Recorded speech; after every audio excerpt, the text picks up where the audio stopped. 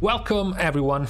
Today is Tuesday. Why is this a relevant day? Because this has been the last day for NA and is about to be the last day for EU before the end of the extended Legion time walking event. As it was much anticipated, Blizzard ended up extending this entire event for a couple of weeks to go through the Christmas holidays, so you had 2 extra weeks to go into your Mythic Plus time walking event for Legion and the Mage Tower Challenge, the rebooted Mage Tower Challenge. So in this particular day, what we go over is we go to take a look at one of these specs that might have quite a lot of eyes on approaching 9.2. As I said before, as I predicted before, taking on my mantle of prophet, I hypothesized that the average amount of time a PTR is going to be live for is going to be until February the 15th. So that would be our average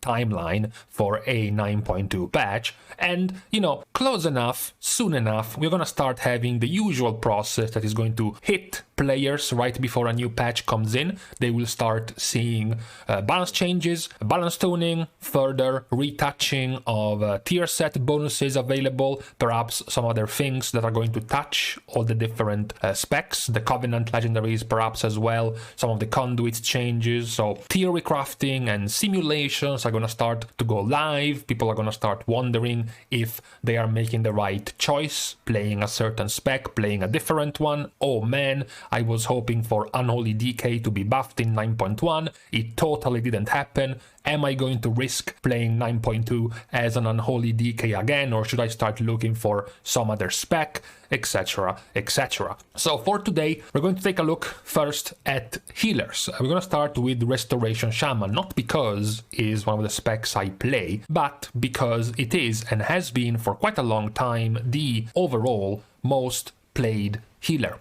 Compared to all the other specs, the only one that gets close and fights with Resto Shaman quite a lot for the top spot is Holy Paladin. So these two specs have been the standout specs for healers pretty much ever since the start of Shadowlands. So Shaman is going to be the first in line that we're going to be taking a look at because, of course, statistically speaking, as we get several DPS perhaps start thinking about playing a healer in 9.2, we get maybe some tanks sick of the tanking life, they want to go and play a healer, or perhaps any other healer spec who wants to change their healer. Statistically speaking, the most popular one is going to be the more likely to be chosen as the destination to reroll a character. So starting with Restoration Shaman. Restoration Shaman is actually currently the most diverse of the healers in terms of what do they do in raid encounters, what do they do in Mythic Plus, how does their playstyle and even their talents and their setup changes based on what they want to do. Many other healers are much more streamlined, they have a much more strict way in which they work, and it's going to stay similar to even the same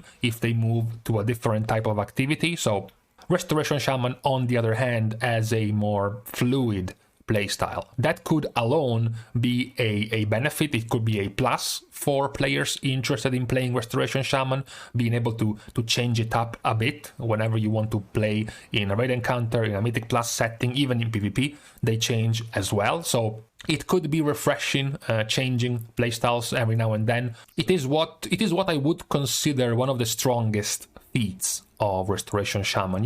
When you go and look at the differences between Mythic Plus and raid encounters, Shaman gets to change in some of the optimal setups up to 5 talents out of 7 changing the activity. This is the most any healer gets to change. So this is already quite significant as a healer looking to change their playstyle based on the activity. And this sort of transformation can continue because the Chosen Covenant, even though for 9.2 there might be changes, the Chosen Covenant for now for raiding is Necrolord, which is also going to prompt you to use this legendary, the Primal Tilecore, whereas the Chosen Legendary and the Chosen Covenant for Mythic Plus is going to be Kyrian together with Raging Vesper Vortex. So you also have a significant significant difference when it comes to this choice, and even down, even down to something much less meaningful like conduits. You get to change 4 conduits out of 6 very often when you change from Mythic Plus to raiding. As I said, this is the most changing out of all healers when you go to play different activities. The thing is not going to stop here because it's going to continue through how you actually play.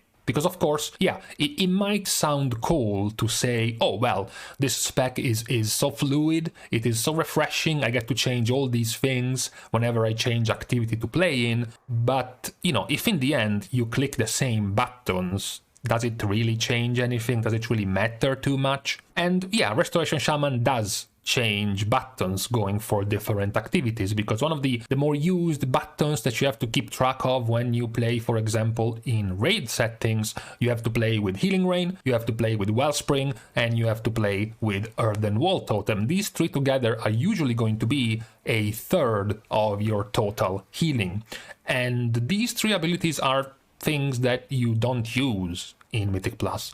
You don't use Wellspring and you don't use Earthen Wall Totem because you're not even talenting in these choices, and you are very rarely using Healing Rain, because the benefit, the gain of Healing Rain when you just have 5 players in a party that might not even be stacked together to be inside Healing Rain in the first place are very, very low. So you seldom happen to want to cast Healing Rain unless there is a particular boss, for example, that wants you to be stacked. So you might as well use Healing Rain, but for the most part, you're not going to be using it. Other spells that you do use but have a much less output compared to a raid setting are, for example, Spirit Link and Healing Tide Totem, because of course you don't have 20 players to hit with these abilities, so they're going to have a much less power when you use them in Mythic Plus. This is going to translate your usage to a much more Riptide and Healing Surge centric rotation in Mythic Plus. It's much more simple than raid encounters. You don't have to bother too much about tracking the cooldowns of Wellspring or tracking the cooldown of Healing Rain. You're going to be casting much fewer abilities for healing because, of course, you're also going to have 2 DPS. This elephant in the room for many healers. The idea, some people haven't quite got through. They haven't quite gotten past the notion that nowadays, in current year, healers are also supposed to do DPS. Some of people just don't want to admit this, and they would rather not even bother with this, but it is a truth of modern WoW healers in Mythic Plus, because there is a timer, because you want to kill things faster, and also killing things faster means they do less damage to you. It is also very helpful for a healer to be doing damage, which is also what Restoration Shamans will have to do in Mythic Plus. And as of right now, they are very, very good. They are the best of healers in terms of doing consistent damage thanks to their Kyrian setup with Vesper Totem. They are only beaten by Holy Paladin playing Ventir when it comes to burst, when it comes to the shorter 30-second window given by Ashen Hallow. Outside of these windows, Restoration Shaman does have the most damage out of all healers. So the casts that you lose, the usage of abilities like Healing Rain, like Healing Wave or Wellspring that you don't use are replaced by things like Flame Shock, Lava Burst, Lightning Bolt, Chain Lightning, Vesper Totem, and the likes. Restoration Shaman also happens to have one, I would say, precious benefit in raid encounters. This is not something that is as necessary and as needed like back in the days of Vanilla or TBC or Wrath, which is mana conservation. So basically how much mana healers spend. Back in the day this was a much more serious problem. Nowadays it's not as drastic of an issue, but it is still hitting some specs quite often. Discipline Priest is one, Holy Paladin can often be one, then you also have Holy Priest, and Mistweaver Monk particularly was known for eating through their mana. So one spec that is pretty much outside of this issue is Resto Shaman. Resto Shaman is the best at conserving their mana and maintaining their mana throughout the run, throughout the boss encounter in a raid. They can achieve this effect by having their current most effective heal being Riptide, which is very, very cheap, having a legendary which, multiplies your Riptide on multiple targets, and it gets very, very effective in terms of mana spending, and the fact that they have Resurgence. Restoration Shaman specializes and focuses critical chance, not just because their heal are very powerful and when they crit they gain a massive value because of their mastery. They heal more when the targets are at low HP, so it gets even better value from critical strike, but it also has more value because of resurgence. Resurgence giving you back mana after you have spent it if you crit. So you gain a percentage of your maximum mana back after every crit. So having a lot of crit is going to be very beneficial for a Resto Shaman, which is going to allow them to keep a decent amount of mana over the course of an encounter, at the very least more so than your average healer. You will rarely, if ever, see one of the Resto Shamans be the recipients of an innervate in a fight. Even when you look at Shaman's top rankings for healing, you get to see very few numbers in the buffs column, just a handful of innervates here and there for the rest of Shamans, because it's not that necessary. When you compare this to a Discipline Priest, the innervate usage, for example, looks like this.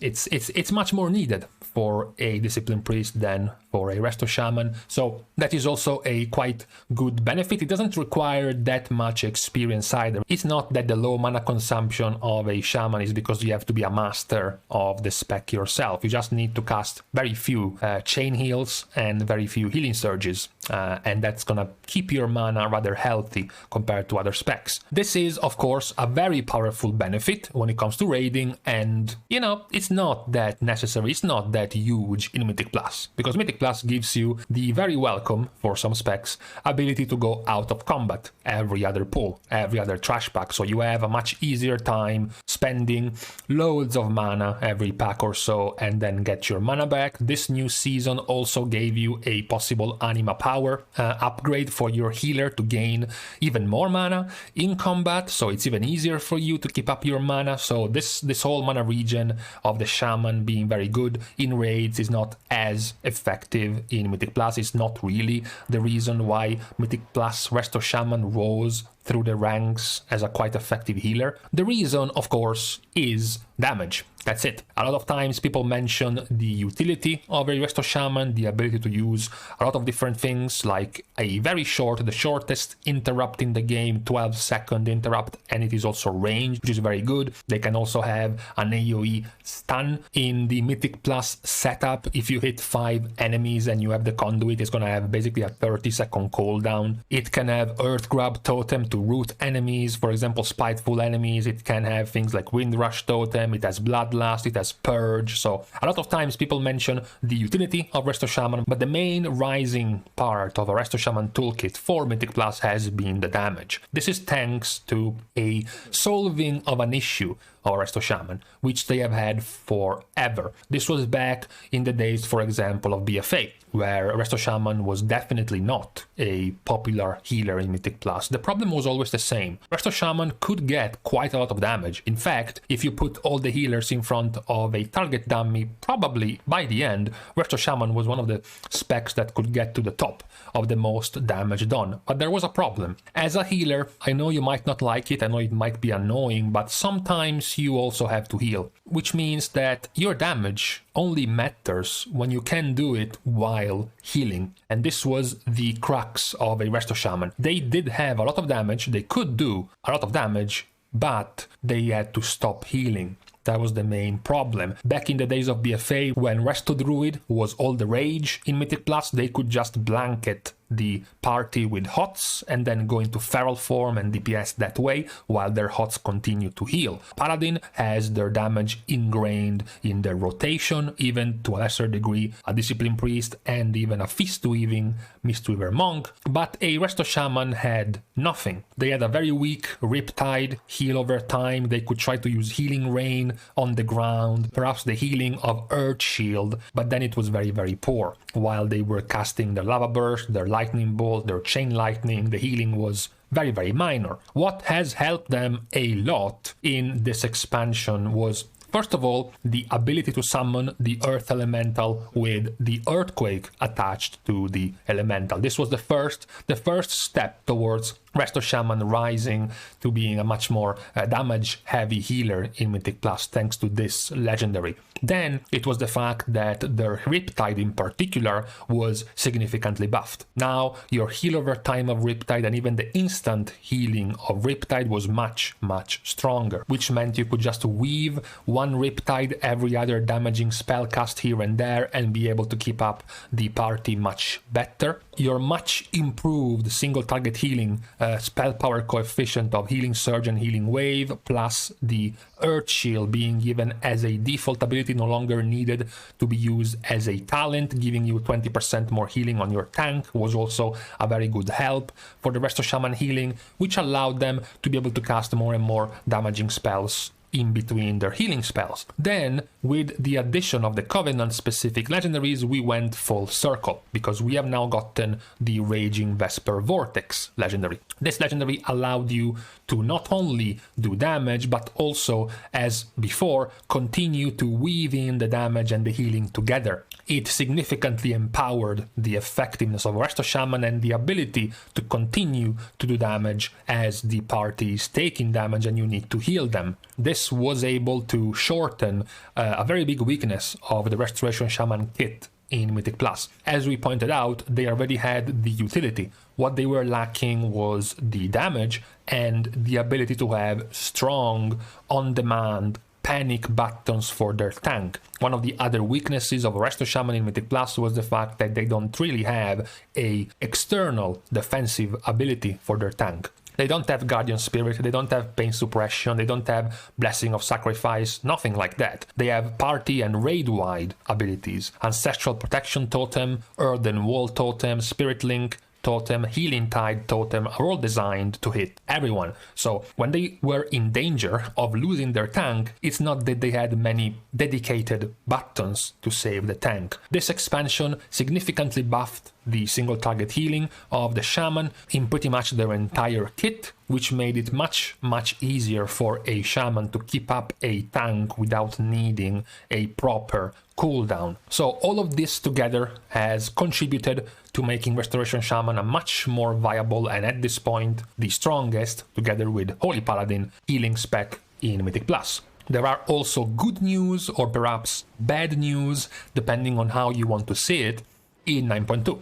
Because, as I said, prior to Raging Vesper Vortex, the other very used legendary was Deep Tremor Stone. And now, in 9.2, you will be able to use two legendaries at the same time, which means you will be able to pair these two together to give Resto Shaman even more damage in Mythic Plus. As I said, it's a good news or bad news, depending on how you see it, because this combo might be doing so much damage that it could be primed for a nerf before we see 9.2 go live. That's an angle you might see when looking at this combination of legendaries for Resto Shaman. Overall, it is a quite diverse spec. It is very diverse. It's going to be perhaps a shock to quite a few DPS specs, for example, who want to try a healer spec to see how much it can change from one activity to the other, given the much more strictness of many DPS specs in how they play. Resto Shaman is definitely much different and much more versatile. It has shored a lot of weaknesses. This expansion has gotten much stronger on that end. The damage is great for Mythic Plus. The single target instant help in Mythic Plus for healing is also great. The raid encounters AoE healing is still top notch as far as HPS is concerned. So overall, it is, I believe, the most well-rounded, the most balanced in terms of toolkit healer available currently in the game. There are other specs that can do better things in some scenarios, like Discipline Priest having a stronger burst healing department than a Resto Shaman, or perhaps Holy Paladin having stronger burst damage than a Restoration Shaman, or even a Holy Priest or currently a Mistweaver Monk having more consistent overall HPS than Resto Shaman. But when you put all things together from all of the facets of the game, Restoration Shaman to me is the most complete is the most well-rounded of the healers. What can also help if we go by the experiences of healers, since we are talking about this hypothetical choice that you might make as you want to choose a healer. Perhaps you might be thinking, yes, all of this is for a Resto Shaman, but Resto Shaman is also the most complicated of all healers. It has a much higher skill ceiling than all the other healers, so it's going to take much more knowledge and much more skill to be able to pilot a Resto Shaman perfectly. It's not really true. Restoration Shaman is not too complicated, it's not too prohibitive for players to pick up quickly. It does require some finesse in the smaller details, like being able to maximize your cloudburst, being able to learn the timings of the damage of the bosses, to be able to heal quickly and build up your cloudburst. But for the majority of the situations, it does not require as heavy of a knowledge base to be able to play the Resto Shaman spec as a whole, so it is definitely not prohibitive in case you were looking at starting and trying out a Resto Shaman. And the same goes for the staying alive part. Perhaps it might be very difficult, perhaps they are very squishy. Sure, maybe playing their rotation, their set of abilities is not too difficult, but staying alive is going to be a nightmare. They are super squishy. This is not even the case for Resto Shaman. As we see the deaths from the raid encounters, Restoration Shamans are quite low. They are in the bottom third of deaths of specs and the lowest healer together with Holy Priest. Restoration Shaman, especially being Necrolord in raid encounters, has quite a lot of ways to be sturdy and defensive despite not having a blink, despite not having any sort of fast movement, instant movement away from danger. They have the ability with a 40% damage reduction defensive, the 30% something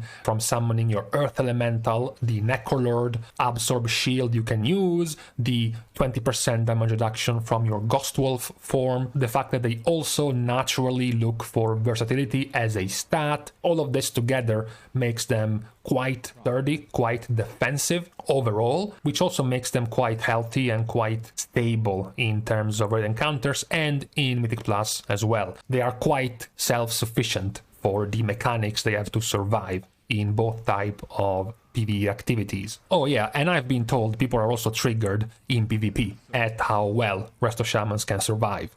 So, in the end, this was our overview / review of the Restoration Shaman spec, moving closer towards 9.2. As I said, to recap, this is a very versatile and fluid type of spec. It can change quite a lot how you want to play from Mythic Plus to raid encounters. You can have different abilities to use depending on the activity you're for. The single target focused one for Mythic Plus, the more AoE focused one for raid encounters. You have ways now to do even more damage than before, continuing to heal as you do more damage while you are in Mythic Plus particularly. You still have lots of utility in your kit to use in multiple different situations. You are even more tanky and sturdy than before because of a few additions from Shadowlands. So, historically speaking, looking at the previous iterations of a Resto Shaman, this would be one of the, if not the better time to be starting to play a Resto Shaman if you were thinking about healers.